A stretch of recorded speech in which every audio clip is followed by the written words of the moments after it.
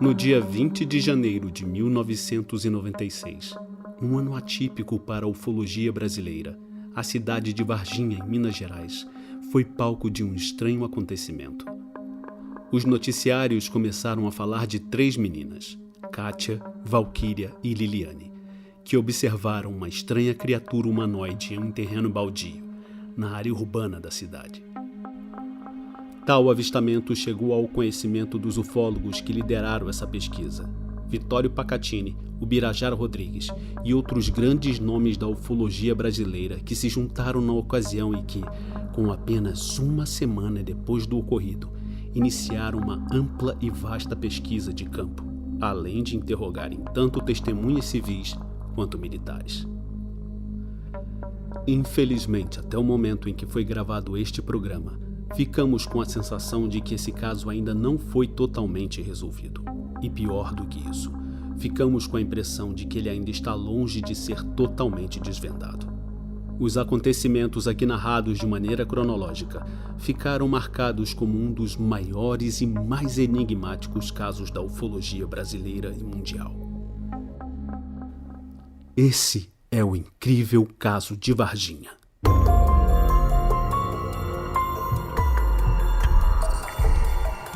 Hangar 18.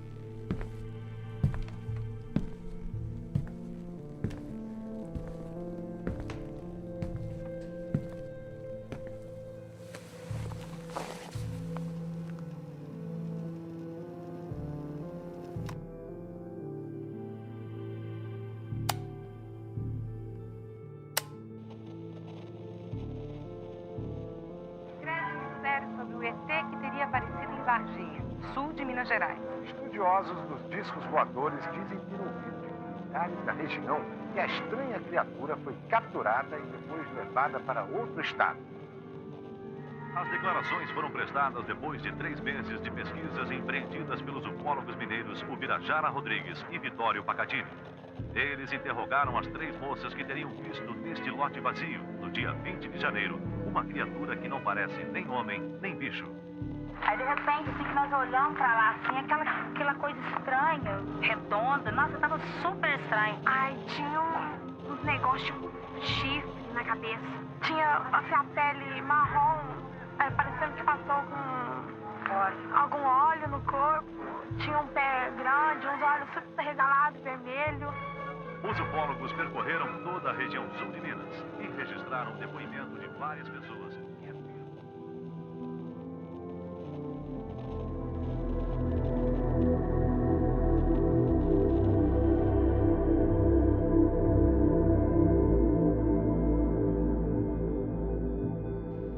No dia 23 de janeiro, às 4 horas da manhã, a criatura ou as criaturas seguem então para Campinas, em direção à Escola Preparatória de Cadetes do Exército. Mais tarde, são transferidas para a Universidade de Campinas, a famosa Unicamp, né, Zocas? Mais especificamente em um andar subterrâneo, no Hospital das Clínicas, onde foi entregue supostamente para o chefe do Departamento de Medicina Legal, o médico legista Dr. Fortunato Badan Palhares, que juntamente com o Dr. Conradin Metz e um corpo de médicos, cada um dentro de sua especialidade, durante uma semana fizeram análises, exames, necrópsias, entre outras coisas, que segundo relatos estariam algumas criaturas ainda vivas. Os funcionários do laboratório onde trabalhava o Dr. Badan Palhares estranharam o fato de que na chegada dos seres teria sido supostamente solicitado pelos que lideravam que todos se retirassem do recinto, fato este que jamais tinha ocorrido em situações anteriores. Existe uma suposta conversa entre Badan Palhares e sua esposa, que seu motorista particular teria escutado o legista dizendo para ela: "A criatura está aqui e será levada para os Estados Unidos". caminhões do exército e até carros da embaixada teriam sido vistos estacionados no campus da universidade. O rumo que estas criaturas tiveram depois da Unicamp ainda é um pouco nebuloso. Alguns acreditam que elas teriam sido levadas para o aeroporto e depois ido para os Estados Unidos.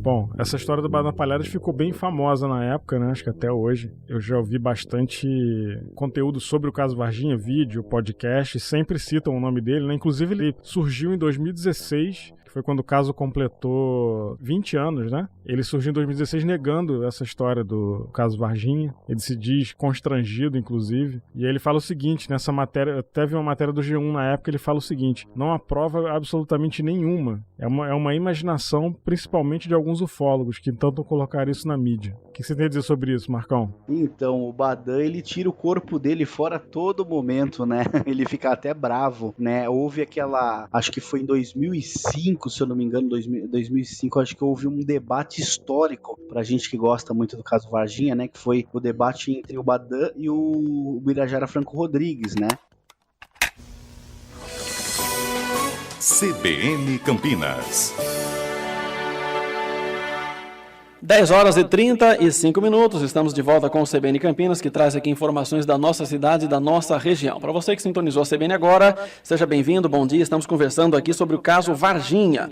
Relatos dando conta que há 9 anos, mais precisamente no dia 20 de janeiro de 1996, seres com características estranhas foram observados naquela cidade do sul de Minas Gerais. Nós conversamos aqui hoje, na edição especial do CBN Campinas, com o ufólogo mineiro Birajara Rodrigues e também com o médico legista Fortunato Badam Palhares. Antes do repórter CBN, o ufólogo Birajara falava sobre a questão do interesse de acobertamento do caso de toda a história por conta das Forças Armadas e que movimentação de veículos militares naquela ocasião estavam na Unicamp porque uma das criaturas pelo menos teria sido trazida para ser analisada no Hospital de Clínicas da Universidade. Doutor Badam Palhares, o senhor teria alguma questão, alguma consideração a fazer com relação a isso?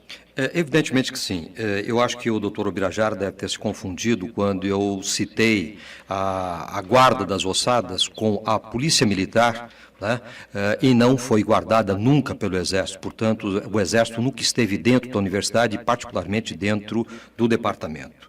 Ele falou também sobre o problema relacionado à repercussão política que este caso traria. Pelo que eu entendi, a repercussão política, na verdade, seria muito mais intensa e traria à universidade um empenho muito maior, de sorte que ela veria com muitos bons olhos fazer uma repercussão muito grande em torno deste caso, ao invés de ocultar. Eu quero lembrar também que a Unicamp é uma universidade estadual e não federal, portanto não tem qualquer ligação com o Exército ou com qualquer outro tipo de força. A obrigação da universidade, toda vez que um documento ou uma solicitação lhe é feita, é dar conhecimento à sociedade. Para isso existe a assessoria de imprensa da universidade que se encarrega disto. Eu quero lembrar também que na ocasião, como eu já disse, nós estávamos trabalhando com as ossadas de perus e dentro deste departamento a movimentação era muito grande. Não só a movimentação dentro do departamento, como o local onde fica o departamento de medicina legal. De sorte que qualquer comboio, qualquer viatura que fosse do Exército, que tivesse acesso ou chegasse próximo desse departamento, seria imediatamente identificado e chamaria a atenção, não tenho dúvida absolutamente nenhuma. E eu quero deixar registrado, para que todos possam ouvir da minha própria boca, né, que eu jamais estive envolvido com o caso Varginha ou com qualquer outro caso que pudesse vir a ocultar um trabalho realizado dentro da universidade, dentro do Instituto Médico Legal de Campinas ou do meu laboratório particular. Portanto, quero deixar registrado muito claro que jamais participei de nenhuma comissão e nunca fui encarregado de ser responsável por qualquer tipo de trabalho nesse sentido. Ok, vou passar a pergunta para o doutor Birajara. Antes, porém, eu quero inserir junto com essas considerações do doutor Badam que as ossadas de perus, naquela ocasião, a investigação básica era de desaparecidos políticos. E isso envolvia a questão do Exército e também de uma operação internacional denominada Operação Condor, onde muitos países da América Latina teriam feito uma convenção para capturar membros da ditadura de esquerda e do Partido Comunista e coisas dessa natureza. E naquela ocasião, a questão da Operação Condor e das ossadas de perus, nesse caso, a universidade precisou de todo o protocolo de ofício do Ministério da Justiça, passado pela reitoria, coisas desses trâmites legais. Em janeiro de 1996? Não, em 96. Ah, sei. Bom, na verdade, nós não estávamos mencionando em nenhum momento que o professor Badam Palhares teria feito isso tudo sob seus próprios auspícios, ou porque, recebendo esse material, tomou a liberdade de fazê-lo sozinho sem dar satisfação para ninguém. Jamais o afirmamos. Nós dissemos do envolvimento das Forças Armadas, de uma operação sigilosa, que só poderia ter sido sigilosa, feita para análise desse material biológico, dele e de outros. Agora, é exatamente em virtude da existência de testemunhas, inclusive de dentro da própria instituição, é que nós afirmamos da existência de todos esses comboios, etc., que agora você lembra muito bem, antes não existiam, agora passam a existir em virtude das ossadas de perus. Isso não é a primeira vez que acontece. Lá dentro de Varginha, sem querer desviar o assunto, havia dezenas e dezenas de testemunhas do centro da cidade atestando a excessiva movimentação de veículos das Forças Armadas, do Exército, da Polícia Militar, do Corpo de Bombeiros em 2 dos hospitais, Hospital Regional e Hospital Humanitas. Essa movimentação sempre foi negada. Subitamente, a partir de um certo tempo, essa movimentação passou a existir, só que até hoje já ganhou 6 versões diferentes, e o que eu digo apenas de curiosidade, que não é o caso aqui, eu sei disso. Mas nós estávamos mencionando um laboratório, ou vários laboratórios de subsolo, esse negócio de subterrâneo parecendo algo a filme de ficção científica, como de fato vários disseram, não é bem assim. Nós sabemos que sob o Hospital das Clínicas, envolvendo inclusive parte do ML, existem algumas salas de boa tecnologia para pesquisa, inclusive que serviriam para a necrópsia se isso fosse necessário, inclusive para análise laboratorial. Quando, por exemplo, o senhor cita o departamento de patologia, nós sabemos do envolvimento, inclusive, de um outro colega seu, que nunca foi divulgado, em imprensa por falta, talvez, de interesse. Mas nas publicações nossas dos ufólogos existe esse nome, como existe mais alguns outros. Doutor Conradin seria o caso. Exatamente. Sim, mas o Conradin, me permita só fazer um esclarecimento, já que foi mencionado. O Conradin, na verdade, era o representante da área de tanatologia, da área de necrópsias, do departamento de anatomia patológica, né, e responsável, então, pelas salas de necropsia ou necrópsia dentro do hospital, e que não é no subsolo. Esses laboratórios ficam na parte do andar inferior do Hospital das Clínicas. Não há subsolo no Hospital das Clínicas. E esses laboratórios são laboratórios de anatomia patológica e não laboratórios voltados para outro tipo de pesquisa. Sei. Ou seja, nós continuamos falando em tudo oficialmente ainda, compreendo perfeitamente, né? Não é bem a postura dos ufólogos, que vamos ao início do programa novamente. Muitos nos acusam de termos mania de conspiração, e isto sim, esta crença vem da evidência de que algo assim não poderia jamais ter sido divulgado pelas Forças Armadas, não o fariam, pelo menos oficialmente. Mesmo porque este processo de acobertamento não é exclusivamente brasileiro. Parece que existe um consenso mundial para que se abafem casos envolvendo, direto ou indiretamente, aquilo que se convencionou chamar de objeto voador não identificado. Ele sempre negou, ele falou que a movimentação ali das Forças Armadas e de que ele estava recebendo a alçada de perus lá, que é uma questão relacionada à ditadura da época, né? Ele tirou o corpo dele fora dessa situação. Inclusive, o João Marcelo trocou alguns e-mails com ele recentemente, ele até ofendeu o João dizendo que era cretino. Desculpa, eu lembrei disso aqui, foi... E ele, então, na verdade, assim, o Badam, ele nega todo o envolvimento, mas tem que se lembrar que na época foi feita uma pesquisa muito boa pelos irmãos Mundini, que eram, né, os ufólogos aqui de Campinas, que estavam à frente das investigações nessa área, e que inclusive receberam algumas informações de pessoas ali da própria Unicamp, né, sobre que essas criaturas teriam realmente chegado e ido para o subsolo do HC, do Hospital das Clínicas, e dali o legista também Conradinho Médici, né, o doutor cientista, teria participado dessa autópsia junto a mais outros profissionais de várias especialidades, né? O interessante é que eu entrevistei o Conradinho Médici na Unicamp, tem acho que uns 2 anos, e ele foi muito bacana comigo, me recebeu muito bem, ele deu uma entrevista de 1 hora, né? Mas ele nega qualquer envolvimento, né, sobre essa autópsia, né? Mas a gente também tem um outro informante, que é um rapaz que é de Minas Gerais, que, né, um colega dele muito chegado mesmo, que é um médico de uma cidade do interior aqui, de São Paulo, que ele inclusive mora numa cidade próxima à região de Campinas, ele estaria dentro, confidencializou esse nosso colega, que estaria dentro da sala, que ele teria sido chamado, diz que tinham 12 médicos, ele especifica 12 médicos de várias especialidades, onde eles ficaram até perplexos devido à anatomia física da entidade biológica que estava lá, e aí cada um teria que fazer ali os seus relatórios, né, em suas especialidades, acho que depois, talvez para apresentar, né, um nível científico ali para alguma instituição, né, então ele, e também uma outra pessoa que confirma, eu tentei inclusive, esse colega tentou fazer uma ponte para que a gente se encontrasse, até um jantar, mas esse médico ele falou que ainda não é o momento, que ele prefere não comentar porque envolveram muitas questões, né? Então a única coisa que ele poderia passar só essa informação, que realmente essa confirmação, né? E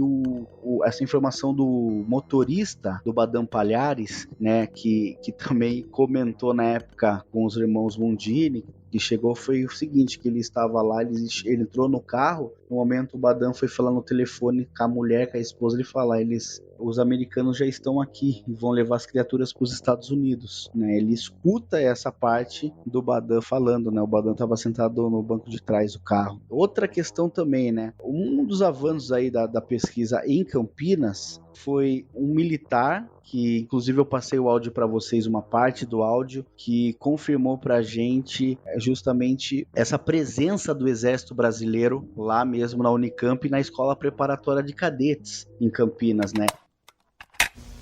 Chegou um aluno meu, que é um procurador de justiça, agora ele é aposentado, mas ele é muito famoso, porque ele inclusive atuou como consultor no Petrolão, uma pessoa muito conhecida. Eu não tenho liberdade para falar o nome dele assim oficialmente, entendeu? Mas ele chegou assim para mim e perguntar, falou, ele sabia que eu era militar, né? Que é o meu nome de guerra, né? Meu sobrenome, né? O exército está eficiente, hein? Mas ele falou assim com uma voz de... Ele não estava contente com o que ele estava me contando, ele estava aborrecido. Então eu vou falar por apelidos, tá? Falei, pô, seu Fred, o que acontece? O que aconteceu? Falei, não, pô, fui lá na Unicamp, lá no hospital, fui parar meu carro, um soldado do exército chegou para mim e falou que ali era de segurança nacional, que eu não podia parar ali. Aí eu mostrei minha identidade para ele, sou procurador de justiça do estado. O rapaz falou para mim, não, mas o senhor não pode ficar aqui, senão você é obrigado a prendê-lo. Como ele estava com um fuzil na mão, mal encarado, eu resolvi sair, mas o exército pode fazer isso? Falei, olha, seu Fred, eu vou entender o que está acontecendo, mas se o soldado disse para o senhor que ali é área de segurança nacional, realmente o senhor não pode ficar ali, mas não vou entender o que está acontecendo. E naquela época, eu nem lembro se já tinha celular ou não, mas se tinha celular era muito pouco, eu sei que eu não tinha. Eu liguei para um colega meu, que foi meu comandado na companhia, que era um sargento de carreira. Eu liguei para ele e falei, fulano, o que está acontecendo na Unicamp que virou área de segurança nacional? Eu falei, então, tenente, passar e vou tomar um café com o senhor. Eu já entendi que ele não podia falar no telefone, né? E aí ele falou, depois eu passo aí na... Eu falei, tá bom. E ele veio conversar comigo. Tem um lugar que a gente possa conversar em particular? Eu falei, vamos ali na minha salinha ali, que ali é um lugar mais isolado que dá pra gente conversar aqui. Eu falei, então, você tá acompanhando aí o caso Varginha? Já tinha até saído na televisão e eu não estava sabendo ainda, né? Eu falei, não, por quê? Ou ia sair na televisão, não lembro, sei que eu não estava sabendo. Aí ele falou, não, então, cara, aconteceu um negócio lá em Varginha, pegaram uns negócios lá e trouxeram para cá, a ESA trouxe para cá.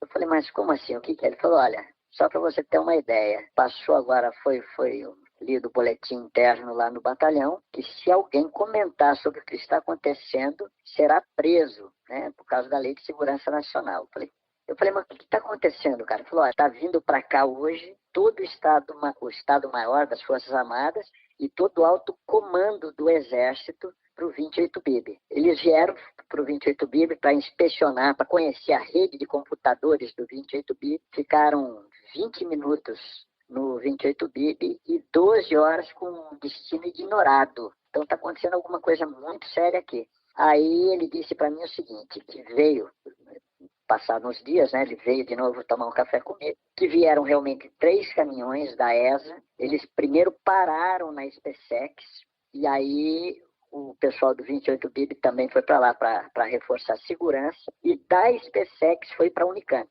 E aí foi onde aconteceu que esse seu Fred aí foi rendido lá pelo soldado, né, fazendo a segurança.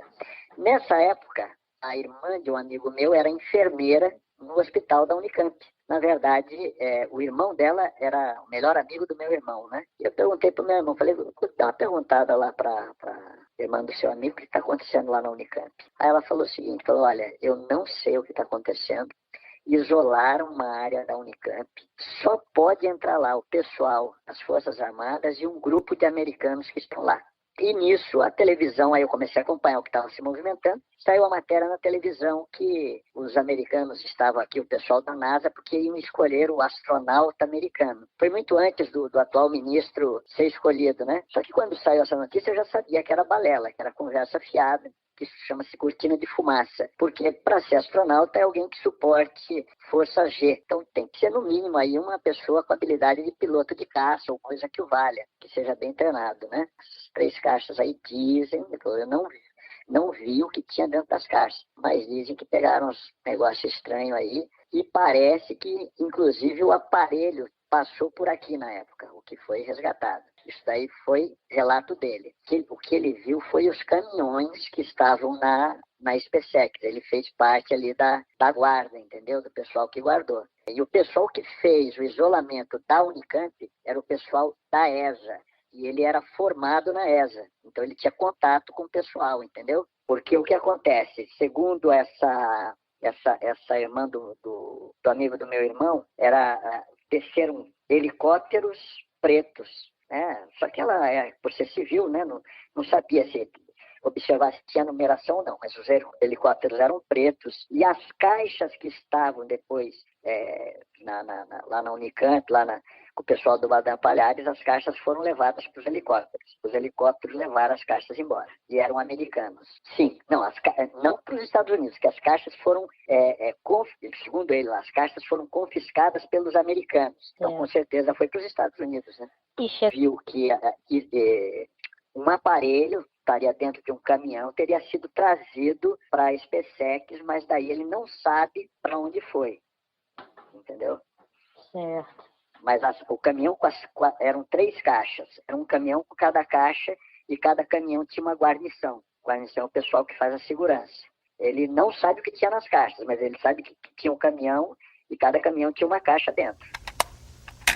Então também tem assim o número de testemunhas, né, de certa forma, que confirmam também essa atividade atípica lá, né, do Exército. Só que o que nós iremos focar agora no avanço aí das pesquisas é justamente aqui em Campinas, porque por mais que tenha algumas informações, não se tem muito, então a gente tem a vontade agora de avançar aqui, eu encontrar talvez a enfermeira que, segundo ela, teria visto uma dessas criaturas, até numa tentativa de alimentá-los no HC, né? Ela comenta que ela ia aposentar e depois possivelmente ela falaria sobre essa situação, né? Então nós estamos aí com essa esperança também aqui da parte de... Tomara que aconteça, né? E fica também a esperança de que outros militares que estão se aposentando, né, ou acabaram de se aposentar, agora com 25 anos do caso, resolvam vir à tona e falar. Tem um negócio que eu queria falar, bem rapidinho, que a gente não explicou direito. O Badan Palhares, só para as pessoas que não conhecem direito o caso, ele teria sido o cara que fez a autópsia no ET. ou um dos caras que analisou e abriu a criatura, né? Supostamente, a gente tem que deixar o supostamente aqui para ser usado recorrentemente. Só que o seguinte, por que Badam Palhares, né? Quem conhece o nome Badam Palhares vai lembrar que o Badam Palhares teria feito a necrópsia, não é nem autópsia, a necrópsia do PC Farias, né? Também aí no começo dos anos 90. E uma coisa importante é que dizem, e eu não sei, até o Marcão, se souber de alguma informação sobre isso, me ajuda aqui, é que dizem que o Badam Palhares, quando viu o filme da autópsia do suposto ET de Roswell, no Fantástico, teria se interessado, né? Ele ligou para a produção do Fantástico falando, eu quero uma cópia desse vídeo, que é o tal do vídeo do Ray Santilli, que é aquele vídeo famoso que traumatizou toda uma geração de crianças dos anos 90, né? Inclusive aí eu me incluo nessa. E parece que ele se interessou tanto que ele foi atrás realmente de ter uma cópia desse vídeo. Quando o exército teria pego essa criatura, eles logo, sabendo dessa história toda do Badam Palhares e o interesse dele em extraterrestres, teriam ligado para ele para perguntar, e aí, quer fazer então a autópsia num ET de verdade? Né? Só que assim, isso assim, a gente não tem nenhuma informação que consiga confirmar isso. É uma teoria meio doida. É uma teoria muito doida. Mas fica aí como talvez teria sido a entrada do Badam Palhares no meio ufológico. Cara, né, Marcão? Eu tenho uma resposta mais simples para essa pergunta e o próprio Marcão vai poder confirmar. O Badam Palhares, ele era diretor lá desse setor da Unicamp na época. Então, se já tava lá, caso... Né?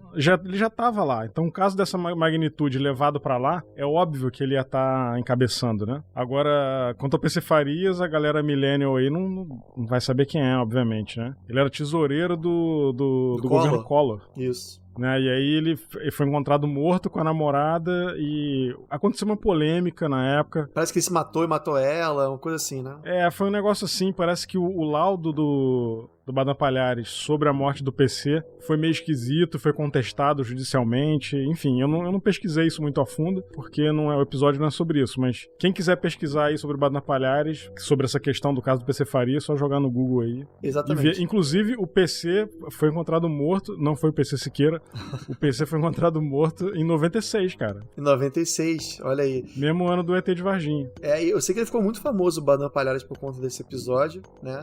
E tem outra coisa também que eu ia falar, no Comando da Madrugada, com o Goulart de Andrade, ele entrevistou o Badam Palhares e o Badam Palhares abriu lá toda a sessão, né, ele mostrou o tal dos perus, olha aqui, a gente estava investigando o problema com os perus e tal, tem nada disso. Ele mostrou lá o necrotério, enfim, mostrou até corpo de gente lá, aparece no programa do Goulart de Andrade, né?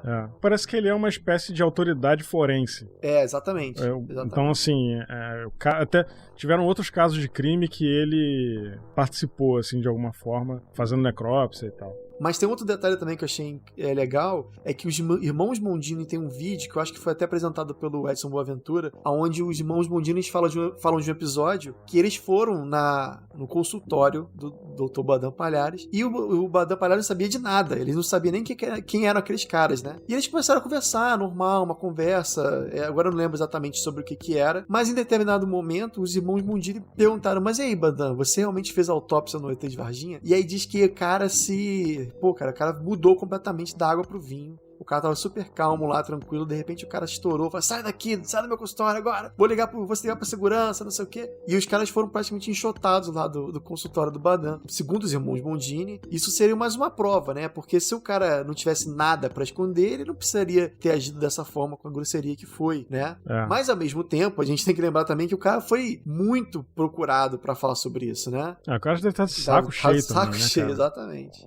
Pois é. E tem uma questão também interessante nisso que você mencionou, teria tido um aluno de medicina, inclusive eu tinha um amigo de infância, que ele estudou na Unicamp também aqui, e ele comenta sobre esse incidente que ficou meio que conhecido lá na Unicamp um pouco, que o Badam estava dando lá aula, né, de uma determinada matéria lá, e um aluno ergueu a mão do nada, assim, depois de anos, e perguntou, professor, o senhor fez mesmo autópsia no ET? E aí disse que a classe inteira começou a rir, né, na hora. hora, assim, né? Aí diz que ele olhou sério, assim, ficou um silêncio. Diz que ele teria falado assim: quem sabe essa resposta eu posso essa pergunta eu posso lhe responder daqui a uns 20 anos e tal. E aí ficou em off. Aí diz que isso foi um comentário, assim, recorrente ali na Unicamp, na época, entre os estudantes. Ele não quer falar, mas também dar uma dessa, né? É complicado, né? Ele disse que ele teria dado essa na aula, né? E também o Dr. Conradinho Metz, ele comenta, ele fala que direto ele é abordado por alunos, por curiosos, que falam: ô, professor, você fez a autópsia, né? Aí diz que ele sempre é indagado.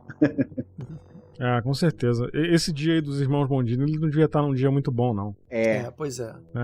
E teve uma outra situação interessante com os irmãos Mondini, que eu lembro que eles comentaram uma vez comigo em Campinas, lá num evento de ufologia, que na época eles receberam um telefonema de uma autoridade da aeronáutica, se eu não me engano era um capitão da aeronáutica, que se apresentou, deu o nome e tal, e propôs a eles, se não quisesse se juntar para fazer uma pesquisa ufológica, mas na área meio que militar, só que eles teriam que abandonar a ufologia pública, nunca mais falar nada e tal. Isso os irmãos Mondini que contaram. Ele diz que eles não aceitaram, né, essa condição e tal, mas isso teria ocorrido também. Uma tentativa ali de um contato para que eles largassem essa questão na época, né, diz que foi proposto a eles, né? Você soube de ameaças aos ufólogos? Então, o que a gente soube assim mais diretamente foi os telefones grampeados, que diz que eles realmente perceberam lá,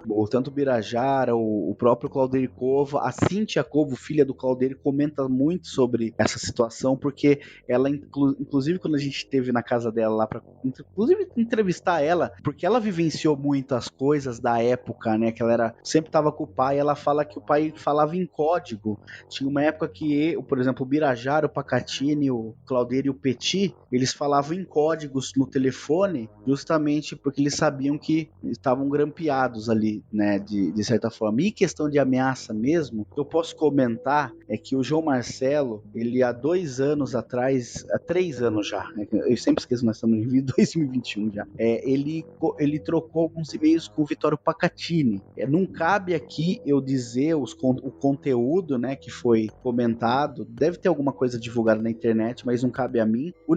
Só um parênteses aqui antes de você falar, Marcão, desculpa te cortar, é que assim, até então, pra galera que acompanha o caso, depois que acabou tudo isso, todo o evento, né, de Varginha, o Birajara foi para um caminho e o Pacatini foi para outro, e o Pacatini praticamente desapareceu, né, Marcão? É bom explicar o que aconteceu com o Pacatini, para você contar essa história aí. Isso, perfeito, Zocas, obrigado por falar, né?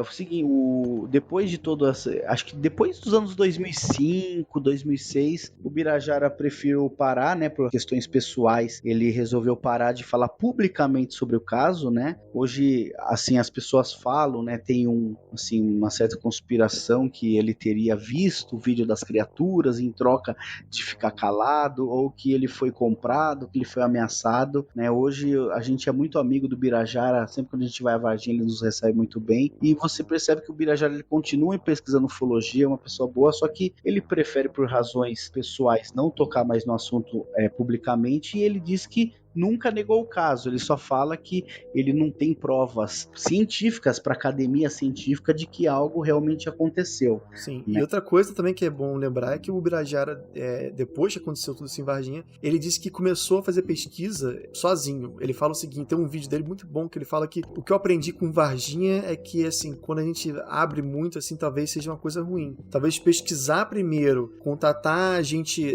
cientistas, biólogos, né, para tentar me ajudar na pesquisa, e depois que eu souber de tudo, aí sim eu revelo o caso. Mas o erro dele foi na época ter aberto primeiro, né? E aí atraiu muita mídia, atraiu muita gente, acabou atrapalhando muito. Então, eu acho que hoje em dia ele gosta do assunto, ele estuda do assunto, mas ele fica ali escondido, né? Estudando sozinho, né? Sim, isso, perfeito. Então ele assumiu essa postura, né? Uma pessoa muito bacana, uma gente fina. E o Pacatini, que era o parceiro dele, que o Pacatini era aquela pessoa, né, de peito, de coragem, corajoso, ele encarava mesmo, por exemplo, ele mesmo que citou o nome dos militares que foram mencionados através de um outro militar que participou da operação, que falou o nome de todos os envolvidos, que são os de patentes mais altas, né, que já é conhecido do domínio público aí, né, por exemplo, o tenente-coronel na época, Olímpio Vanderlei, o Pedrosa, que era S2, né? São todos esses militares que, inclusive, a gente procurou eles, né? E é até interessante essas procuras aí, porque eles falam que vocês foram, por exemplo, fala assim pra eles, vocês foram proibidos de falar? Não foi proibido de falar. Mas para eu falar, vocês têm que pedir pro Senconsex, que é o Centro de Comunicação do Exército, para que eles me autorizem. Falei assim, mas então você é proibido de falar. Ele falou, não sou proibido de falar, então por que tem que entrar em contato que você consegue? E quando você entra em contato com o Seconsex para pedir autorização para conversar ou fazer uma entrevista com um desses militares, o Seconsex ele dá uma resposta padrão para todas as solicitações, né? Que são justamente para que a resposta padrão que eles não autorizam a gente a conversar assim ou fazer uma entrevista com esses militares. Mas teve vários deles que nos receberam muito bem e que negaram, obviamente, envolvimento e tal, né? E só então para falar, porque assim, o Pacatini que colocou, né, ele inclusive foi o primeiro livro que foi escrito do caso Varginha, o Incidente em Varginha, né, de Vittorio Pacatini e Max Potts. Ele coloca várias partes, até inclusive de declarações por parte desses militares, né, e então ele era aquela pessoa assim, daí de repente, depois de um tempo, ele sumiu, tipo assim, ninguém mais encontrava o Pacatini, né. Nem os vizinhos, nem amigos, ninguém, né. Ninguém, ele mudou de endereço, mudou de contato telefônico, e-mail, né? Nunca ninguém mais ouviu falar do Pacatini. Inclusive, tinha até uma polêmica, o pessoal fez até nas redes sociais, onde está Pacatini, né? Inclusive, teve uma reportagem de 2015, um especial da Record do Geraldo Luiz, que ele fez, ele vai para Varginha, entrevista as meninas, as testemunhas. Inclusive, ele fala, onde está Pacatini? Né? Ele meio que indaga, se você tiver alguma paradeiro de Pacatini, entra em contato, tipo assim, né, um certo jornalismo. E o João Marcelo há 2 anos conseguiu um contato, há 3 anos, um contato com o Pacatini. O Pacatini respondeu os e-mails, né, dizendo que realmente... Bom, eu não vou comentar o conteúdo, mas só que o que ele conta é que ele teria sido ameaçado, entendeu? E é preferido ficar quieto em troca de certos acordos que seriam, por exemplo, assim, se nós estivéssemos no lugar dele, nós também faríamos esse tipo de acordo. E assim, ficou uma coisa assim meio Bob Lazar, né? Ele falou também que parece que tentaram explodir o carro dele, não foi? Não teve isso? Foi, exatamente. Ele comenta que houve um atentado de bomba contra o carro dele e que dessa questão de perseguição, né, em troca, de certa forma, de ele não falar mais publicamente, também não dar mais declarações publicamente, né. Agora daí cabe ao Pacatini mesmo, né, vir e comentar as situações, sendo que ele mesmo diz que não vai vir à tona, né, e é uma pessoa que teve uma relevância gigantesca no caso Varginha, né, um pesquisador importantíssimo. Mas até hoje em dia ele não nega, né? Ele parece que, até o contrário, ele parece que confirma então, né? Ele confirma e, segundo ele teria dados ou evidências que comprovariam tudo isso. Ou seja, ele fala que, por exemplo, tudo isso que se sabe que nós estamos contando aqui, do zoológico, do Marco Xerezi, das meninas, toda essa parte é só pontinha do iceberg que a maioria das pessoas nem imagina o que se sucedeu. Seria tipo 20% do caso, né? É menos, assim, que é tão maior, isso segundo as palavras dele, né? E daí ele cortou contato, daí não se tem mais contato. A gente sabe que ele tá no Brasil, né? Tá morando numa cidade aí do interior, mas ele não fala mais mesmo no assunto. E eu acho legal, Zoucas, que uma vez você me comentou que uma pesquisadora aí no Canadá, você foi no evento de ufologia, comentou sobre o Pacatini, né? Foi a Paula Harris, né? Paula Harris. Que era assistente do Alan Hynek, né? Traduzia as cartas de italiano pra ele. E a gente foi nesse evento e ela perguntou lá do palco, perguntou, onde está Pacatini? Where is Pacatini? E aí até hoje eu não sabe. falei, eu acho que isso é a resposta pra essa tua pergunta aí. Vou ligar pro Marcão aqui pra entrar em contato com você, né? E ela realmente mandou o cartão pra mim e eu mandei o cartão pro João Marcelo, falando, João, quando quiser falar com a Paula Harris, ela tá atrás do Pacatini aí. Que interessante, né? Você vê. E você vê como é que é um negócio com mundial, né, cara? É uma coisa assim, é muito maior do que a gente imagina, né?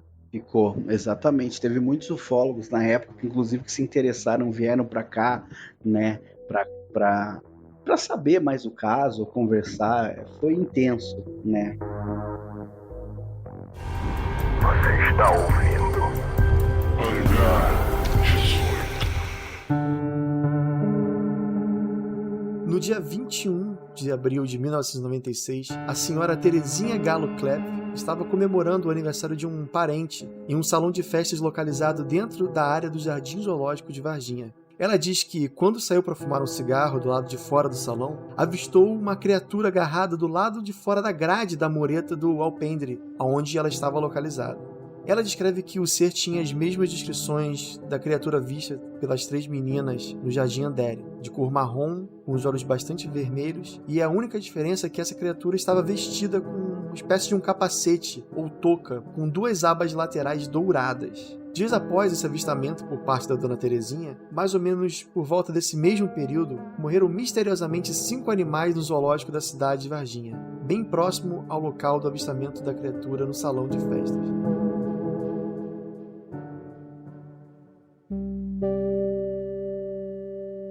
Terezinha Galo Klepp. Essa história dela é muito louca, porque parece pra mim, e eu tô te perguntando também, fica um pouco a impressão que esse outro ser deveria estar procurando, né, o amigo dele, digamos assim, a outra criatura. Porque toda essa história de ter um extraterrestre dentro da área do Jardim Zoológico é muito esquisita, né? É muito esquisito, Zoucas, exatamente. Essa que foi a hipótese, né, aventada pelos ufólogos da época, porque também houve, segundo, né, alguns funcionários lá do zoológico, inclusive a Leila, bióloga, e o outro rapaz que era o veterinário e funcionários, eles falam também sobre uma manifestação de luzes que apareceram naqueles dias também ali, naqueles meses, na verdade, logo depois do fato de janeiro, né, e essa época aí de abril também ainda tinha uma movimentação estranha de luzes. Então foi uma hipótese de que essa criatura estava ali num processo de missão de resgate, talvez. Resgate.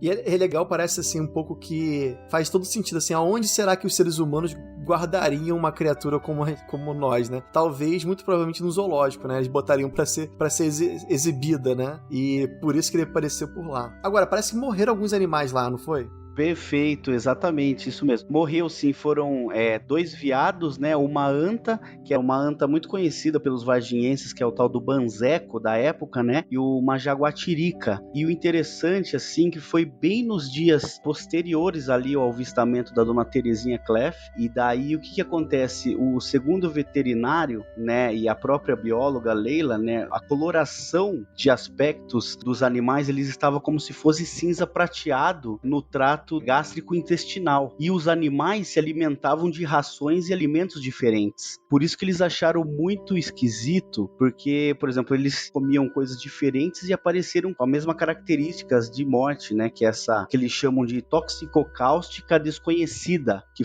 acho que saiu no laudo, né, da morte dos animais. E segundo o veterinário e a bióloga, eles estavam super bem, super saudáveis, né, e então eles acharam muito estranho essa morte, né, e culminou com o avistamento da Terezinha. Parece que a análise de um dos veados apontou uma intoxicação por uma substância cáustica desconhecida. A doutora Leila, que o Marcão falou, ela acredita que as misteriosas mortes no zoológico estariam então relacionadas com a aparição dessa estranha criatura, né, que teria sido vista pela Dona Terezinha. Me explica uma coisa, você sabe dizer pra mim se a Dona Terezinha, eu sei que ela faleceu, acho que não tem tanto tempo assim, né, mas parece que ela era esposa de alguém importante da cidade, não era isso? Isso, ela é esposa de um vereador muito, assim, conhecido na cidade, né? Marcos Klepp, não é isso? Marcos, né? Isso. Ela faleceu em 2013, só pra deixar registrado aí. Tem um tempinho já. Tem um tempinho. Ela, assim, o relato dela diz que nunca mudou, sempre foi o mesmo, né? Segundo as pessoas que conversavam com ela e tal. E naquele dia que ela viu, né, que ela saiu para fumar um cigarro, ela se assustou tanto que o marido não entendeu muito bem, né? E daí pediu para que fosse embora. Até ele ficou um pouco aborrecido, acho que, não sei se eu vou comentar isso aqui, que é uma coisa meio particular, é que ela era uma pessoa muito ciumenta com ele, né, e daí inclusive ele achou que ela tava brava por alguma coisa e queria ter ido embora, mas aí no caminho pra casa ele comenta isso, né, que ela conta que ela teria visto essa criatura, esse ser horrível, né, segundo ela. E o interessante que a gente teve com a Leila o ano passado, um pouco antes da pandemia começar, em março, a gente fez uma visita pra ela, a gente teve uma conversa na casa dela de 1 hora, né? E uma das coisas que eu me lembro que ela conta é que no dia que eles foram fazer a autópsia, né, ela falou assim: na universidade eu aprendi, né, que a putrefação, né, no animal, ela se dá a 24 horas, né, do óbito. Ele disse que no momento que eles abriram esses animais, eles já estavam todos putrificados ali, sendo algumas horas depois de serem encontrados mortos, né? Então ela falou que até isso, na questão científica, né, biológica ali, foi estranho isso. Ou seja, algum agente biológico ficou dentro dos bichos e acelerou esse processo, né? Que deveria começar a acontecer 24 horas depois do óbito, né? Perfeito, isso mesmo, Ribas. Eu não sei se teria alguma ligação, eu tô falando aqui de ignorante, mas me faz pensar também um pouco na morte do Marco Elixerese, né? Que também morreu por conta de uma bactéria, alguma coisa desconhecida, né?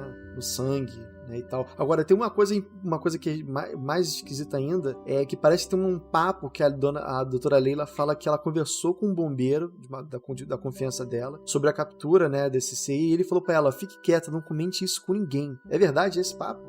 E dessa vez que nós encontramos com ela contou a seguinte situação. Ela falou que no dia 20 mesmo, ela estava num outro local e ela estava já se dirigindo, era por volta de umas 17 horas, ela teria chegado no zoológico. E aí, quando ela chegou por volta das 17 horas, ela veio de encontro com o porteiro querendo falar com ela, que era o seu Nelson. O seu Nelson hoje, infelizmente, ele já é falecido. E o seu Nelson disse que falou pra ela assim: olha, acabou de vir o caminhão-pipa do Corpo de Bombeiros aqui, eles vieram te procurar, perguntaram e falaram que tava com um animal estranho, um bicho estranho, e que era ia ver com você pra guardar aqui, porque era um bicho diferente. E ela falou: não, nossa, mas...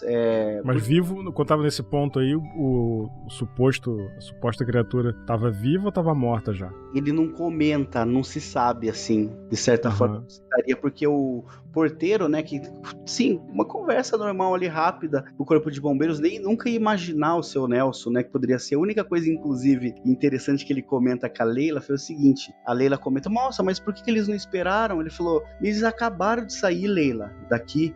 Eles perguntaram por você, mas não quiseram esperar. Ela falou: depois eu vejo, né, sobre essa questão lá.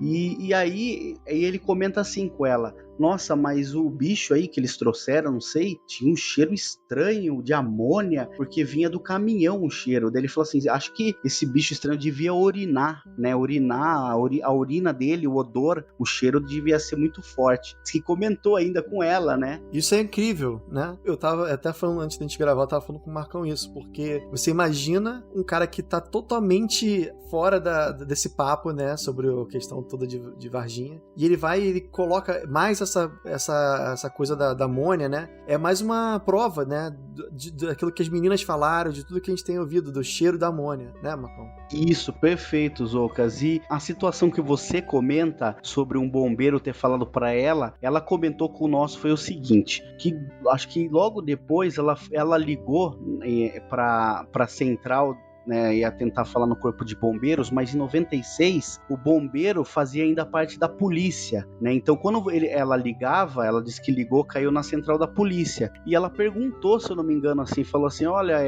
vieram trazer um bicho, teve um bicho estranho aí que pegaram, né? Daí a mulher disse que a PM que estava no telefone falou: não, teve isso mesmo, realmente, mas daí disse que comentou alguma coisa com ela, né? E aí beleza, ela desligou o telefone, disse que a mulher ia tentar saber mais sobre os fatos, aí ela teria ligado novamente para a mesma PM, que era uma mulher, e aí ela atendeu, não, mas você, e aí, já sabe? Daí disse que a mulher agiu totalmente diferente já no telefone, falou assim, se você sabe do quê? Bom, você me falou que você ia tentar averiguar daquele animal estranho que pegaram, ela falou, eu não te contei isso, eu não falei isso. Então ela mudou completamente o tom, né, na segunda ligação e fingiu como se a Leila não tivesse feito a primeira ligação. Então ela deveria ter sido instruída, a PM ali nesse meio tempo, a não falar, né, sobre essa questão de que o bombeiro tinha capturado alguma coisa estranha, né. Então você vê o tanto de gente que se envolveu na época e a falta, talvez, ali de instrução, porque isso teria ocorrido por volta das 16h30, 16h45, porque foi bem logo depois que a Leila chega às 17 horas que o Corpo de Bombeiros acaba de sair. Até eu falo 10:05, eles foram lá com a suposta criatura que estava dentro do caminhão, e talvez poderia ter sido a criatura que teria sido capturada na parte da tarde, né, dali do dia 20, que foi o disparo que se tem de um informante que teria disparado o fuzil FOL, né, e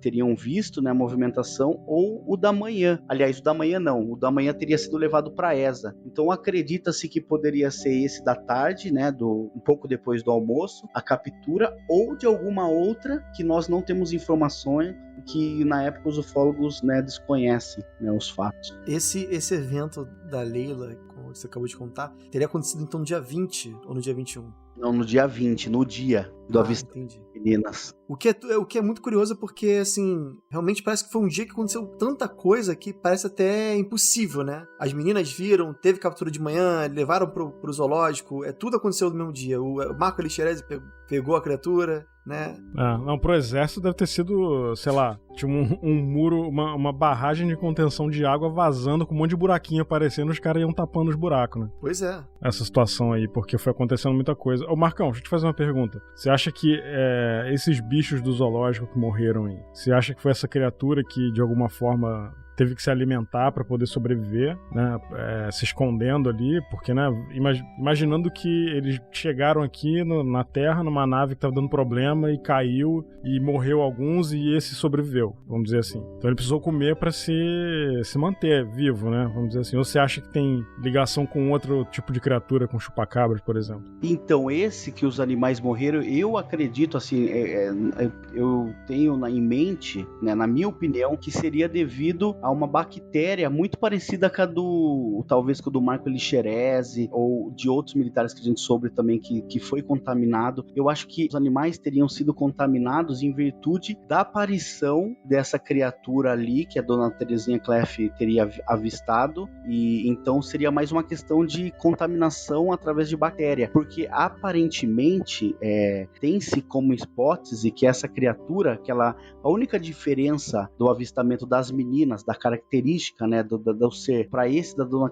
Terezinha Kleff, seria um capacete amarelo que estava na cabeça. Então tem-se a hipótese de que estava numa missão de resgate. O próprio ser ali estaria na missão de resgate dessas criaturas que teriam sido capturadas, e possivelmente por ser um zoológico, por exemplo, eles talvez imaginariam que o ser humano ali teria levado essas criaturas para o zoológico. Entendeu? Mas faz total sentido essa teoria, né? Para ser exibido lá de alguma forma, né? Exatamente. E a morte, né? E tudo esse enredo, né? Por exemplo, dos militares próprios falar que foram lá para guardar. É que eu comentei com a Leila. Falei, Leila, você imagina se você chega lá 15 minutos antes ou 20 minutos antes, você ia ter visto. Você ia ter guardado essa criatura até segunda ordem, né? Até eles saberem o que teria que fazer às vezes nem eles sabiam a envergadura do que seria, porque acho que até eles não suspeitaram de ser extraterrestre na hora. Eles acharam uma aberração da natureza, né, que levaram lá pra ela. Pois é, tem isso também, né, cara? Os caras não deviam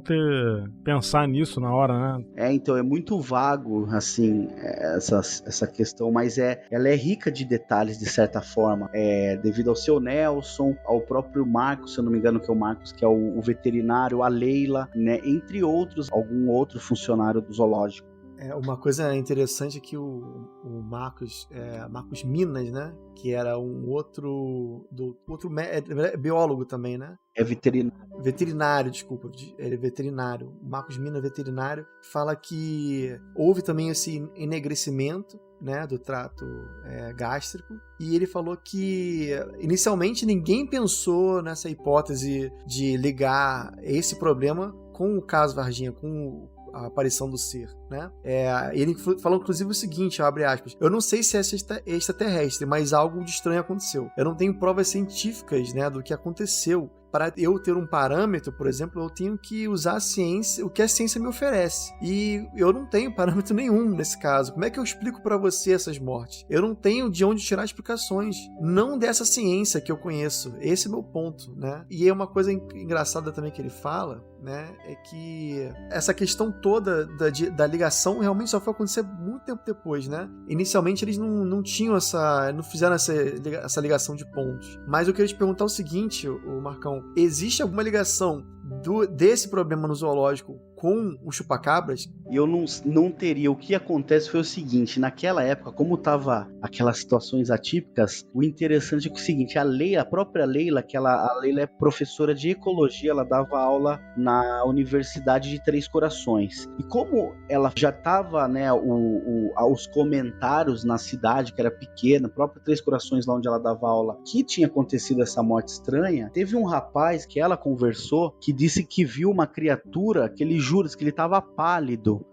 No momento ele tinha acabado de ver, ligou para ela, queria conversar com ela, disse que ele tinha visto uma criatura atravessar a rodovia. Só que essa criatura, ela foge muito das características físicas do qual foi mencionado pelas meninas, né? A criatura. Essa seria uma criatura peluda e muito parecido com a característica do chupacabras mesmo, que foi depois inclusive divulgado pelo Machado e tal. E outro caso interessante que ela comenta, que ela soube, né, devido a ela ser bióloga, foi que uma pessoa lá de Três Corações, na propriedade rural, tinha perdido 30 gansos. E ela fala assim, a dona dos gansos, né, da propriedade, ela fala assim: foi uma coisa muito esquisita essa morte, porque eu encontrei todos eles mortos, né, se eu não me engano, com as características do chupacabra, e os gansos aqui, eles me acordam, qualquer coisinha eles fazem aquele barulho, né? Aqueles gansos, um animal que faz muito barulho. Ela falou que não escutou nada, como se eles estivessem quietos, e no outro dia apareceram todos mortos. Eu só tô para confirmar com ela se realmente ele estava com as características do chupacabras, né? Que teria sido sugado, ou se esses gansos também teriam falecido devido a alguma contaminação, né? E não se o ataque, né? Então essa, de repente, até num próximo episódio eu posso tentar falar com ela para tirar essa dúvida aí.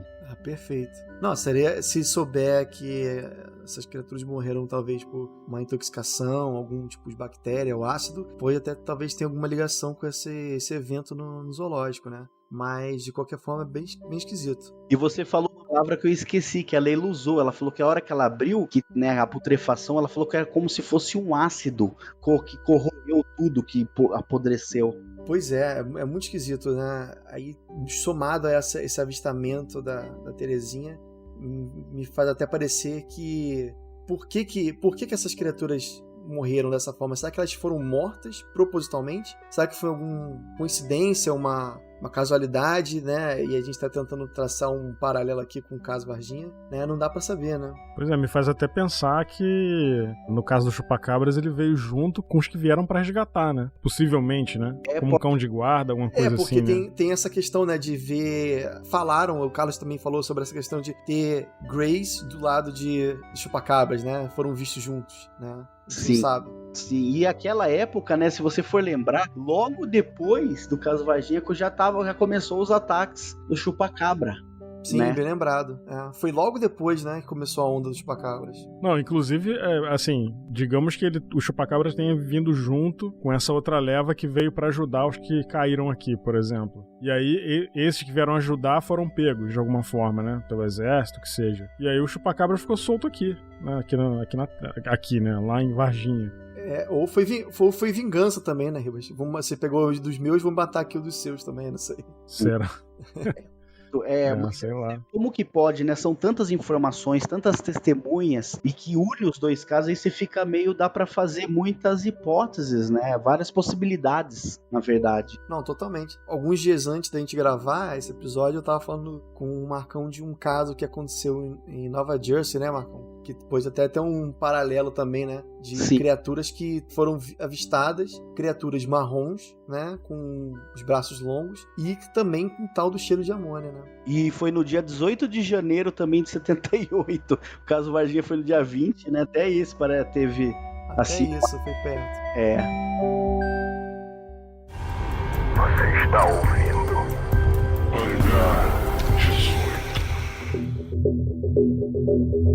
Agora, Marcão, no dia 4 de maio, durante todo o dia, teve uma reunião que dizem que foi uma reunião muito importante com os ufólogos, né? Também representante da mídia impressa e televisiva, que aconteceu lá em Varginha. Parece que dentro de uma sala tinha 48 pessoas nessa ocasião. E parece que nesse dia o Vitório Pacatini falou sobre como funcionou todo o processo de operação de transporte da criatura do Hospital Humanitas para ESA. Você lembra, você já ouviu falar nessa história da famosa reunião dos ufólogos? Com certeza, Zocas, muito bem lembrado. Isso aí é os bastidores, de certa forma, né?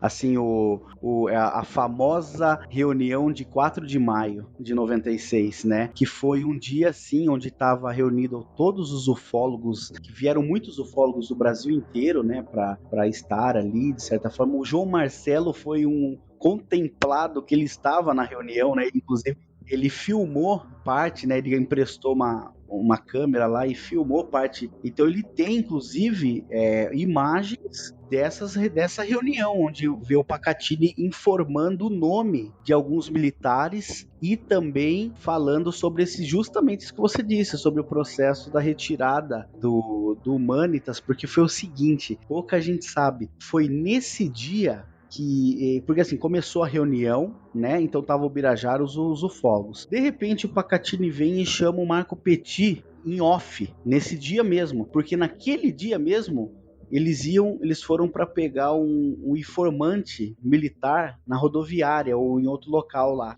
E aí eles pegaram esse militar e levaram para um local lá, né, numa casa assim, né, e para gravar o depoimento. Então o primeiro depoimento gravado foi esse dia, no dia 4 de maio. Então o Pacatini e o Petit que foi o cinegrafista, né? Seria o tal vídeo que todo mundo quer ver, né? Foi esse? Isso, um dos. Isso. Nossa. Aí ele grava o primeiro depoimento no dia 4. Por isso que ele já saiu de lá louco. Porque eles saiu com a informação, né? E com o nome dos militares que participaram. Pelo menos que estavam no Hospital Humanitas. Naquela parte da Humanitas, né? E depois foram conflitados essas informações e se chegou a que seria real mesmo, né? E ainda o militar, por exemplo, que participou de parte da operação, comentar e dar detalhes sobre essa questão aí do Hospital Humanitas, da retirada da criatura do Hospital Humanitas. Então, ali, quando eles voltaram, a maioria dos ufólogos que estavam já na metade da reunião para o final, nem imaginavam que eles tinham saído para gravar um depoente que foi, assim, um dos testemunhos um dos mais importantes que se tem de informação do caso Varginha, né, assim, do enredo, né, da parte militar, assim. Então, esse dia foi histórico, né, e imprensa, né, e depois houve uma outra reunião de 1 ano, que foi quando a Marta Tavares denuncia a questão do Marco Lixerese, né, que ela não tinha recebido o laudo da autópsia, enfim. E foi muito por conta dos ufólogos que ela fez essa ligação com o caso, e foi aí que ela exigiu, né, o laudo, né? Que até então, esse bobear, ela nem teria pedido, né, se fosse os ufólogos, né?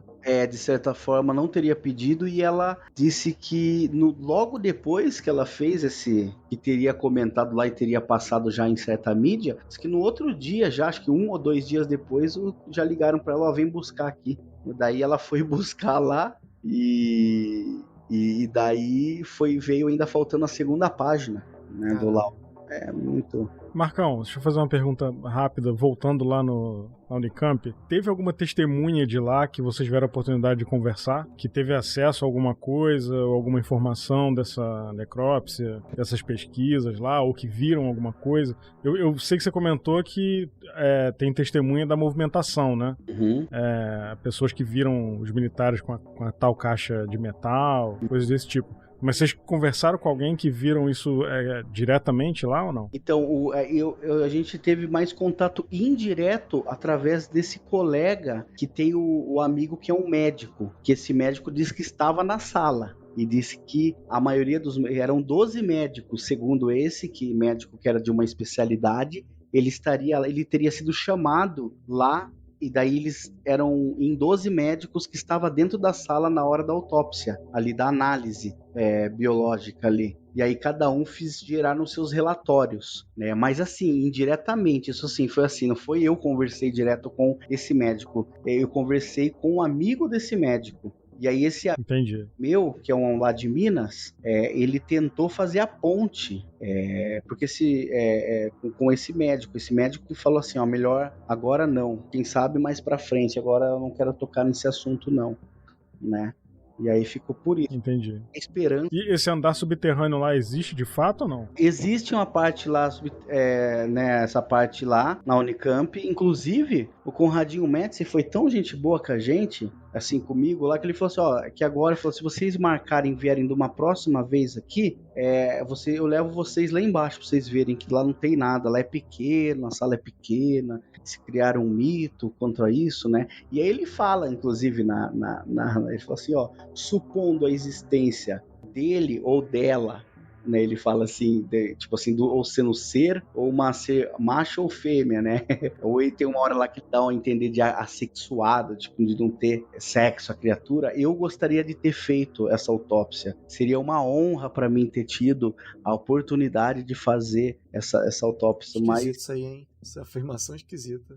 Meio... Depois eu convido o pessoal a assistir essa... Vou colocar até no meu canal de novo, tá no canal do João Marcelo, vou colocar no meu, porque ele fala umas coisas interessantes, mas ele aparenta ser muito sincero, sabe? Agora vai ser. Ele deu umas dicas assim, ó. Você conversou com fulano de tal? Por que você não procura fulano tal do setor tal? Né, pra ver se não viram alguma coisa e tal. Então, de certa forma, ele até tentou ajudar, assim, sabe? Ah, bacana. Se alguém sabe de alguma coisa, foi fulano de tal, né? Tipo isso. Jogando. Muito bom. Ô, Marcão, então, eu queria que você explicasse pra gente, então, o que é o tal do IPM, como é que esse assunto apareceu, o que é IPM e qual a importância dele? Então, o IPM, ele foi instaurado porque foi o seguinte, o Pacatini escreveu, né, o incidente de Varginha. Ali ele coloca muito das informações e declarações que os militares tinham dado, né? Então, às vezes até coisa lá de dentro, como teria se sucedido certa parte da operação.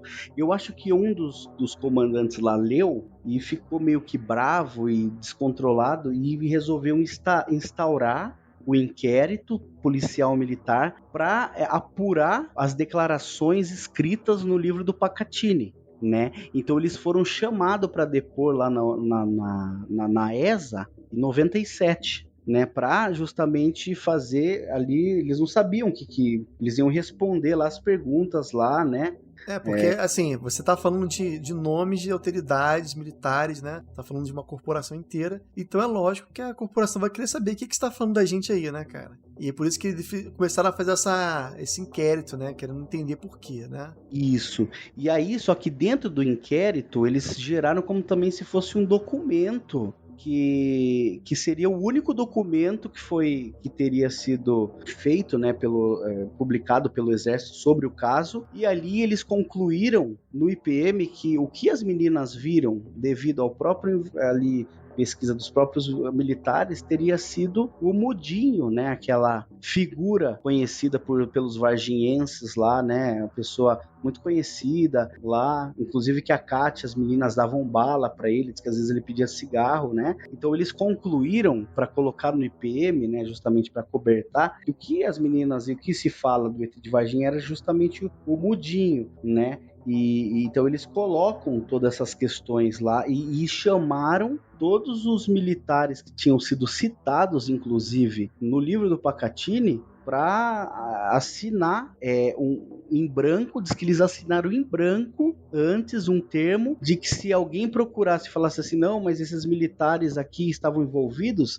eles teriam essas assinaturas e falado assim, não, ó, o pessoal tá mentindo aí, porque aqui, ó, a gente tem o documento oficial de que o fulano de tal, o militar tal, estava nessa missão aqui, em outro local. Aqui, ó, a assinatura dele, aqui o documento, né? Então eles, até isso ele comenta, um dos militares que gravou em vídeo, que eles foram obrigados a assinar esse documento em branco, né? E eles foram ouvidos justamente nesse inquérito policial militar, né? E negando, falando da questão do balanceamento e alinhamento que eles teriam ido fazer com os caminhões lá na mecânica que ficava em Varginha, né? E só que o que aconteceu, que é interessante, que a pouca gente sabe. No momento que o Birajara e o Pacatini chegam lá para depor na ESA, não era o comandante que atendeu o que instaurou o inquérito. Eles trocaram a contingência e aí vieram outros militares que foram muito mais amigáveis com os ufólogos, de certa forma. E aí tem coisas que eu prefiro não citar aqui sobre essa questão, mas foi bem interessante, assim, né, tudo. E aí, né, Zoucas, como vocês bem puderam ver, quiserem comentar também sobre aquela situação, porque isso ocorreu em 97, o IPM, né, ele ficou meio que, não foi dado publicidade a ele. Mas o IPM de 97, ele parece que só foi aparecer na internet já mais próximo daqui, né, assim... já muitos anos depois, na verdade, né? Isso, porque não foi dado publicidade. Então ele encerrou em 97, né? E aí depois, onde, né, junto à Comissão Brasileira de Ufólogos e a um repórter da revista Isto É, eles encontraram deram popularidade, publicaram este IPM na imprensa. Inclusive foi publicado na revista Isto É, e na época o Marco Petit hoje fala muito da questão do IPM, né? E daí, o interessante é que então foi encerrado em 97. Aí vocês, se quiserem comentar sobre também, que daí em 98, 99 veio uma produção da Discovery Channel do Bruce Burgess para fazer ali gravar em Varginha, sobre o caso Varginha. E aí eles vão lá na ESA e aí o assessor, né, de imprensa da ESA, que foi chamado para falar com eles, que foi o Major Causa na época, ele comenta sobre uma situação totalmente diferente. Ele dá outra versão que não era oficial, que a versão oficial do Exército é que o caso Varginha ele era direcionado que era o Mudinho, mas daí ele pega o caos em 99, que o assessor, em vez de ele falar essa história, não, e lá foi o seguinte, que o caminhão tava fazendo, acho que eu não me lembro, você falou que fazendo treinamento, e aí o caminhão deu a Nan tava grávida, tava passando mal, e o Exército deu carona pra eles, pra um casal de anões, né? Isso soou, e daí tem uma hora que na hora ele fala de criatura, sem querer ele fala a palavra criatura, né? Rola um ato falho aí, né? Um ato falho ali. Porque na realidade, aparições de extraterrestres ou de OVNIs, isso não houve porque não houve uma comprovação. O que ocorreu mesmo foi o seguinte: no dia 20 de janeiro, estava chovendo muito, muito forte em Varginha, ocorreu um temporal, e nós estávamos com uma solenidade aqui em Três Corações dos nossos caminhões, esses caminhões Mercedes-Benz, que eles estavam indo na garantia. Então nós deslocamos 2 caminhões até Varginha para que fizesse a manutenção prevista. Tudo disso aí, no desenrolar de toda a história, houve uma série de coincidências de fato. Havia no hospital de Varginha um casal de anões, onde a senhora estava grávida para ganhar um neném. Isso coincide com o fato de a ESA ter pegado essa criatura, de a ESA ter pegado essa criatura, de a ESA ter pegado essa criatura, ter colocado no caminhão e levado para o hospital de Varginha, onde o pessoal disse ter encontrado um casal de ETs. E uma história sem pé, sem cabeça. A gente até... Não, com certeza. Mobilizaram o exército inteiro porque uma mulher anã tava dando a luz. Pelo amor de Deus, né, cara? E outra coisa também é essa questão do balanceamento dos caminhões do exército. Num domingo, né, já bem que foi provado que não tava funcionando a mecânica. Não tinha uma coisa assim? Isso, que foi no dia 20, né, que eles alegam, que eles tinham ido no dia 20 lá, que inclusive essa oficina que eles realmente faziam, manutenção lá, ele não fica nem em Varginha, ele fica na estrada antes da Fazenda do Castilho, tipo, não é nem de Varginha também, e no sábado, dia 20, estava fechada, não estava aberto a oficina, então mais essa, tipo, né, estava fechado lá e não tá ligado. Eu me impressiono com o seguinte, o mesmo exército que conseguiu esconder tão bem esse caso todo, é o mesmo exército que dá umas desculpas que parecem esfarrapadas, né? Não é esquisito isso? É muito esquisito. E às vezes também pode ser que alguma das informações, alguma das coisas, eu ainda não descarto a possibilidade de talvez ser contra-informação também, para despistar mais, às vezes, o que realmente... né? Não, totalmente. E até eu vou além aqui, né? Eu acho que você falou que o Pacatini acredita que você falou que ele tem algumas... que ele diz que podem ser umas provas e tal. Fica parecendo também pra mim, assim, que... será que o Pacatini não tá jogando contra, né? Será que o Pacatini não tá querendo justamente falar que tem e criar provas sem conteúdo justamente para guiar para um caminho errado? Porque é muito esquisito isso que aconteceu com ele, né? Eu tenho muitos pés atrás assim com essa situação, porque por que ele teria sumido, né? Será que ele foi coagido? Será que ele sofreu algum tipo de treinamento de como tentar fugir dessa situação caso ela apareça, né? Talvez as pessoas que estão ali naquele meio, quando você quer perguntar alguma coisa para ela, e ela não vai falar assim, não tem nada a ver com isso. Às vezes a pessoa fala, não, eu tenho, inclusive eu tenho provas aqui. Ela faz um movimento contrário, né? Tipo uma psicologia inversa, assim, para te guiar para um caminho falso, né? E uma coisa que eu também queria te perguntar, já aproveitando, é que parece que tinha lá dentro do meio dos ufólogos um ufólogo que era justamente um cara que tava botando pista falsa. Não tem uma história dessa? Se eu não me engano, isso aí foi com os irmãos Mundini, que foi um rapaz que entrou no grupo deles na época, e depois eles teriam descoberto que esse cara, ele era um agente, na verdade infiltrado no grupo deles para tirar as informações que eles tinham, né? Esse foi a história que eu me lembro que foi falado, né?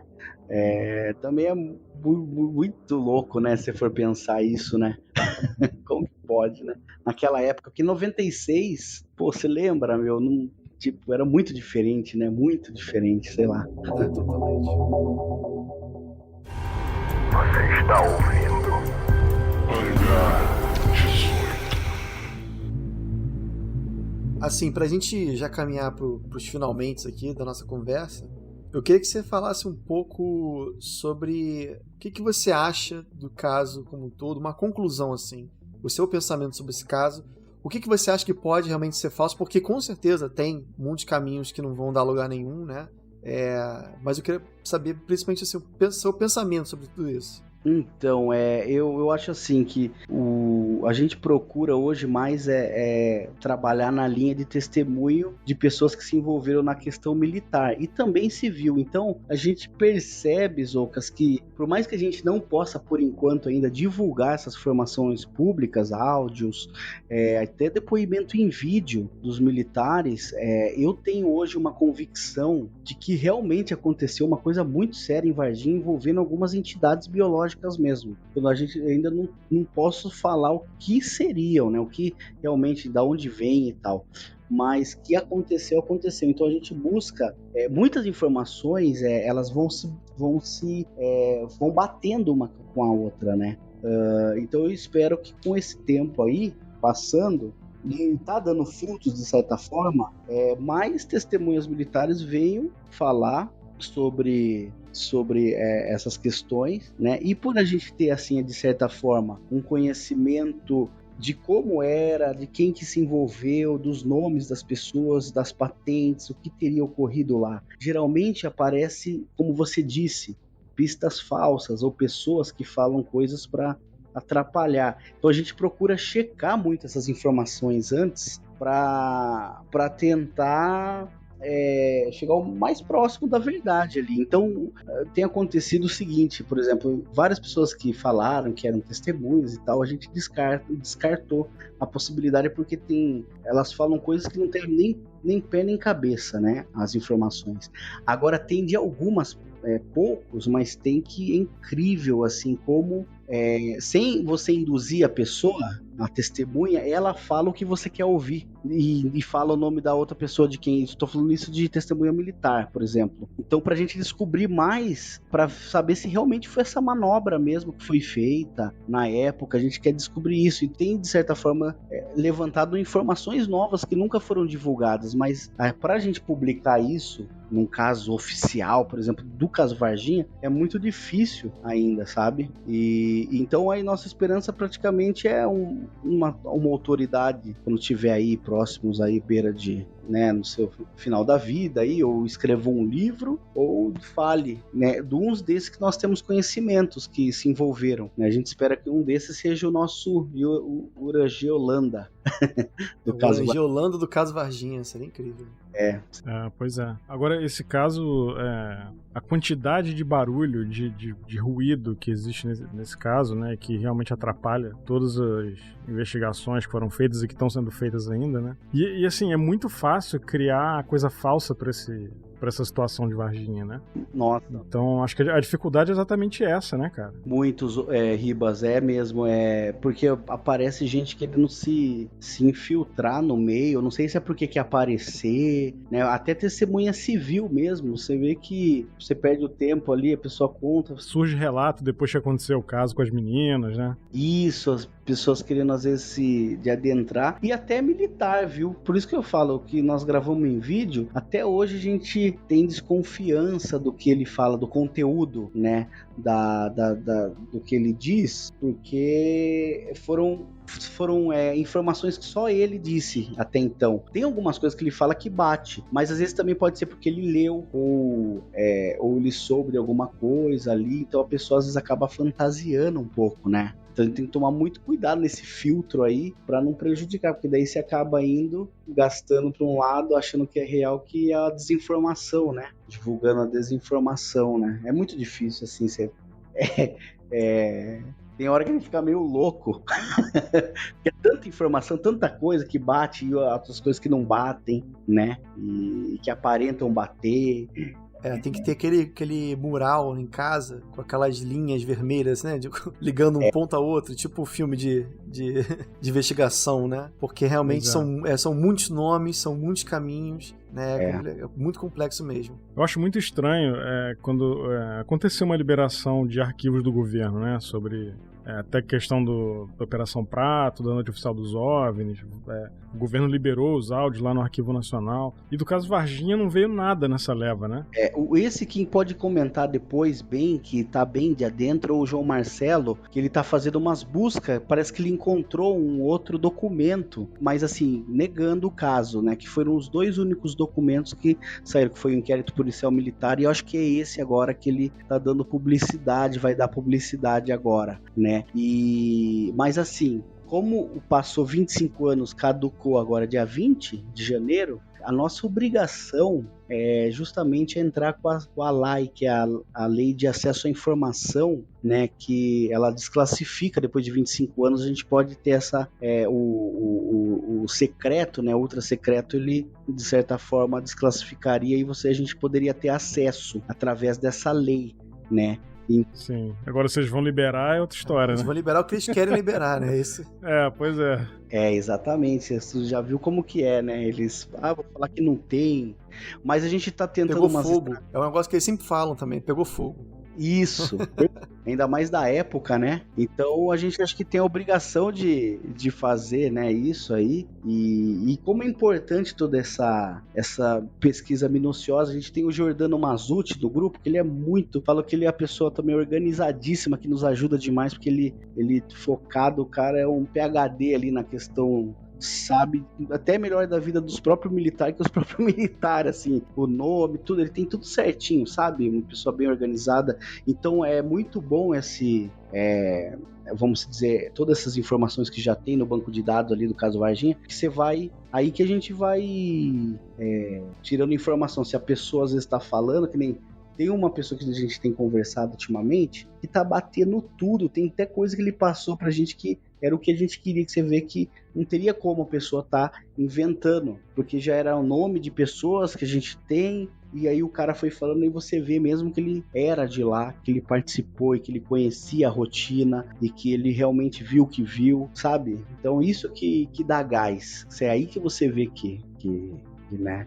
E tem uns que falam assim, que, pô, ficar com essa história o resto da minha vida, pelo menos tenho vontade, né, às vezes de falar alguma coisa e tal, né, mas muito tem medo. Só para você ter noção, uma das pessoas que a gente conversou recentemente, que seria uma testemunha militar também, ele fala que durante 5 anos, depois de 96, o próprio pessoal de lá do Exército ficaram indo durante 5 anos na casa dele, várias vezes no ano, para sempre ficar atualizando o telefone, o endereço e dando um meio que assim, ó, sabe, né? Não pode falar, né? E tal, né? Olha aí. Falar. Diz que foram 5 anos assim, né? Isso que mas isso não é vida, né, cara? Você tá sempre coagido e lembrando daquilo, o compromisso que você tem, né? E o que ele presenciou não é nem nada muito assim, ó, ele não viu criatura nada, mas ele presenciou alguma coisa, um fato lá bem interessante, sabe? Mas que não teria sido. Agora você imagina os que... Você sabe o que ele teria visto agora? Curiosidade? Eu prefiro depois não falar, porque como é muito nova informação, a gente precisa checar para saber o que ele, para falar essa informação, assim, publicamente, né?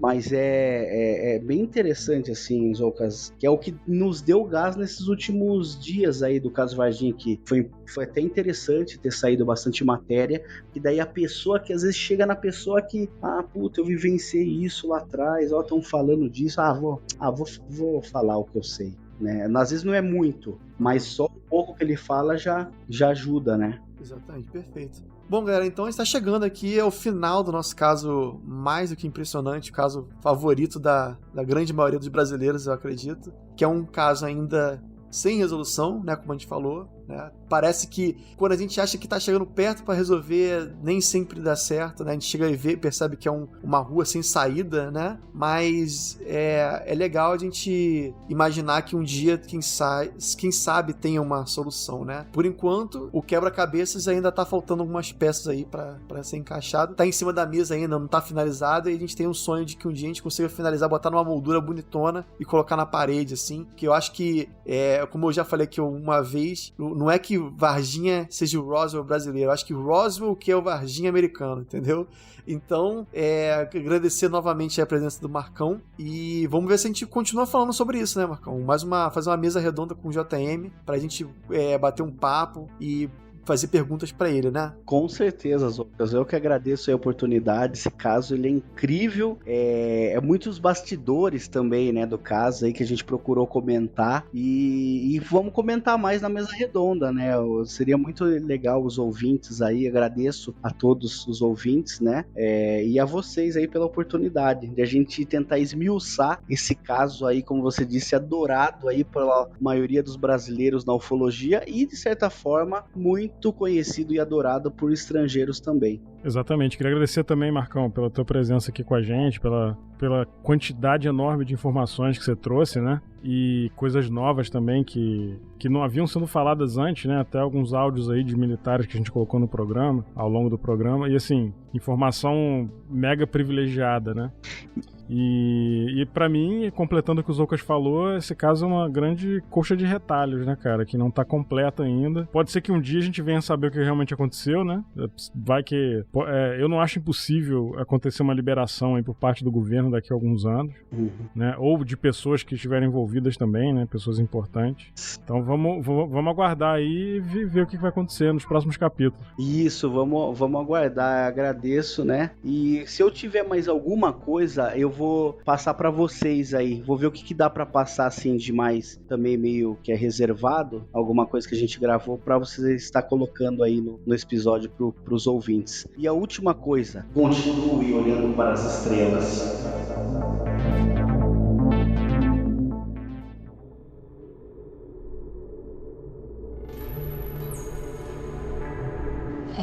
Bom dia, primeiramente, né? Sobre a visão que você disse, qual a visão hoje que eu tenho?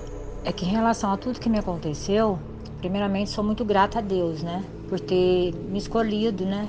De alguma forma para poder ter avistado, né? Essa criatura e ter mudado, assim, a minha vida, assim, em termos de visão do mundo, né? Que hoje eu acredito que hoje em outros planetas, assim, há, né? Outros seres, que não é só esse mundo aqui, porque até então, né? A gente acha que é só nós, que não tem mais nada, mas a gente está totalmente equivocado, né? A visão que eu tenho hoje é que mudei minha religião, né? Eu tinha aquela crença antigamente, né? Antes, aquela crença de que eu fui criada com meus avós, então aquela coisa de Deus, de ser evangélica e tudo aquela coisa. Então hoje não, hoje eu creio em Deus, entendeu? Eu sei que Deus está dentro de nós, de cada um de nós, e que Deus é amor, né? Então eu mudei assim radicalmente em todos os aspectos. Fiquei uma pessoa mais calma, eu era muito nervosa, muito agitada, não parava para ouvir nada. Hoje eu sou muito calma, muito tranquila e sou mais centrada, né? Devido também à idade, né? Porque na época eu tinha 24 anos e hoje eu tô com 40, né? Então muda a cabeça, né, da mulher. Mas mais feliz, sabe? Eu era muito triste, muito fechada. Então esse meio que aconteceu comigo serviu para mudar a minha vida, entendeu? Nesse aspecto, né? Mas teve algumas coisas assim que atrapalhou bem no começo, mas depois eu vi que aquilo lá foi proveito, né? Que nunca é para estar assim prejudicando a gente, entendeu? Sempre para estar beneficiando, né? Para você estar sempre com benefício. Então, criei meus filhos, tudo, meus filhos já estão todos grandes, já tenho meus netos e estamos aí. Mas a visão que eu tenho do ser humano ficou hiper diferente. Eu olho, né, acho que principalmente a gente olhando com o ser humano com amor, né? E vamos aí, levando a vida.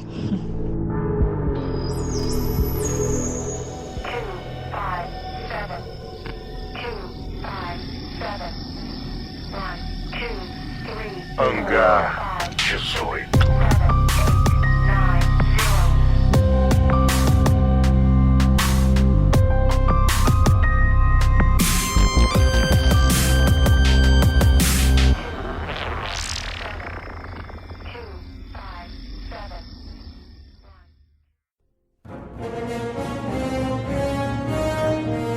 Este episódio foi editado por Atelas, soluções em áudio para podcasts.